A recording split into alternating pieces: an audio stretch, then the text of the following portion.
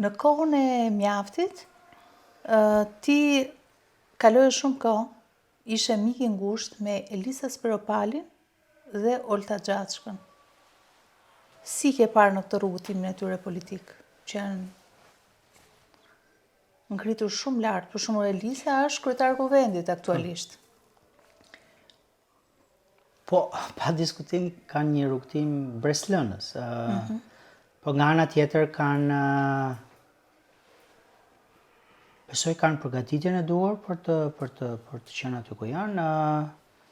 Në rast se politika kërkon përgatitje. Kjo ishte kështu. Nga besoj kanë mbështetje në duhur, në rast se politika kërkon, me siguri kërkon për mbështetje, po. The dy kunja tani. Kunja? Pse kunja? Kunja, në qoftë se politika kërkon përgatitje dhe në qoftë se politika kërkon mbështetje.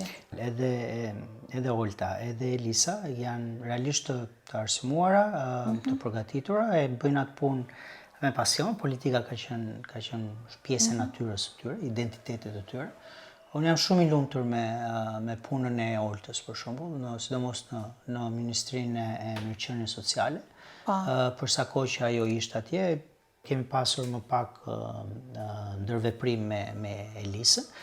Unë personalisht besoj që Elisa është një ndër politikanët më acaruse në Shqipëri.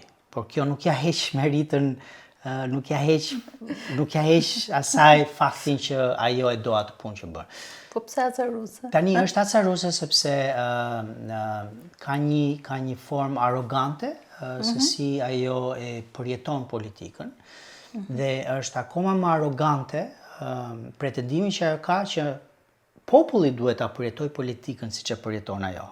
Është më arrogante pretendimi që ajo ka që populli duhet të shikojë gjërat që ajo shikon. Elisa është acaruse dhe duke qenë se është acaruse në politikë do të thotë që nuk bën për atë punë. Po prandaj të bëra dhe ato dy komentet e mëparshme. Fakti që është aty ku është, unë besoj ka të bëjë jo se ajo e meriton apo ajo se duhet jetë aty ku është, por është aty ku është, sepse të gjithë ne e dim që ka suportin e kryeministrit edhe do thoya të partisë, por nuk ka, partia nuk besoj se e do Elisën, por kryeministri e do shumë Elisën.